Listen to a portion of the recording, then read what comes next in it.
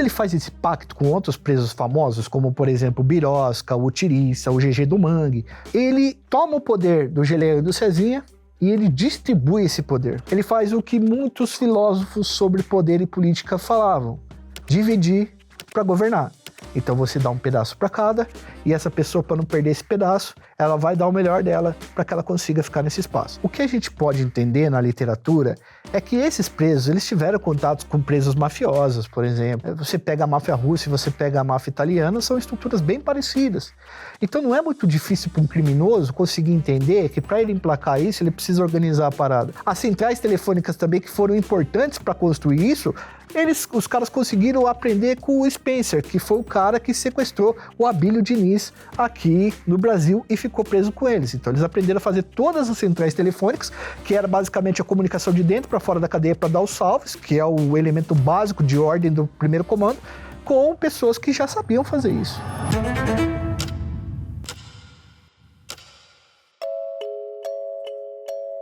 Quando eu conversei com ex-criminosos, ex-chefões do crime, para fazer alguns conteúdos, eu perguntava para eles assim: cara, qual foi a coisa mais interessante que você fez quando você saiu do crime? Ele falou: foi andar na rua. Excelência, eu estou 16 anos, hoje, na direta, hoje nós estamos em fevereiro, estou 16 anos e 3 meses. Nesse período que você ficou preso, você fez algum curso? Não, curso não. Até porque o presídio aqui não oferece curso nenhum. Aí não tem trabalho, nada? Não tem, excelência. Não tem trabalho, não tem escola, não tem absolutamente nada. Só fica lá mofando. Chega lá por 2007, 2008, o que o Marcola começa a pensar? Olha, a gente está ganhando dinheiro, mas o nosso financiamento é através das rifas. O que são as rifas?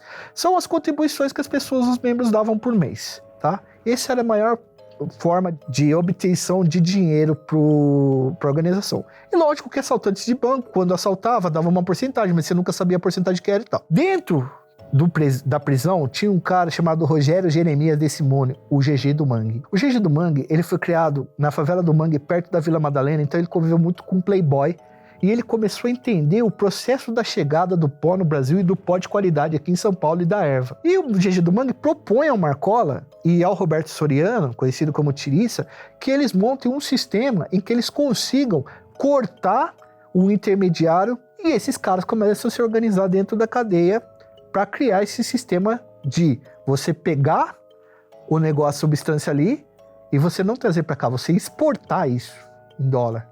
E eles criam a Sintonia do Progresso. E aí o primeiro comando começa a ser financiado pelo tráfico de entorpecentes, pelo comércio de entorpecentes. Hoje estima-se que anualmente eles exportam bilhões de dólares para fora do país. O que acontece? O GG do Mangue, ele sai da cadeia, ele recebe um habeas corpus e ele vai curtir a vida dele porque ele tem mansões, ele tem uma série de coisas. E o GG do Mangue é executado, tá? E executado a mando de alguém de dentro do primeiro comando. E aí descobriu-se, e ainda é investigado isso, tá? Ainda não foi comprovado, é uma teoria do Ministério Público de que um cara chamado Fuminho, que era um grande exportador de entorpecentes, mas não ligado ao primeiro comando, mas amigo do Marcola, teria mandado tirar a vida do GG do Mangue. E aí o Marcola, meio que pra toda a massa carcerária, teria meio que concedido um perdão tácito ao Fuminho, que foi o cara que todo mundo achou que teria mandado executar o GG do Mangue, só porque era amigo dele. Isso ajudou a queimar um pouco a liderança do Marcola, além de já estar desgastado com o tempo que ia passando. Ele teve uma briga com o Birosca, que era um dos presos mais respeitados, era um preso que pagava pensão para filho de preso, pagava ônibus, uma série de coisas, e o Birosca foi executado e até hoje ninguém sabe direito por quê, mas ele andava falando que Marcola e a esposa poderiam estar aí cedendo informações, ele estava falando algumas coisas contra o Marcola, tá? E aí ele foi executado, e isso fez com que as pessoas pegassem mais ainda nesse desgaste que ele estava tendo na liderança. Lá dentro do presídio, o Tiriça estava sendo julgado por alguns atentados que aconteceram contra agentes penais federais. E os advogados usaram um áudio que o Marcola estava conversando com o policial penal, dizendo que o Tiriça era psicopata. Mas não no sentido que você imagina, violência gratuita, poderia tornar um psicopata igual foi. Isso meio que quebrou a tese do Tirissa de que não era ele. O Marcola ficou ainda mais queimado. Os caras teriam tentado expulsar o Marcola, e o Marcola ainda, mesmo moribundo, ele conseguiu reverter isso e ele expulsar os caras que se levantaram contra eles. Mas ainda está em guerra, ainda está em conflito, isso é uma coisa que ainda está se desenrolando na história.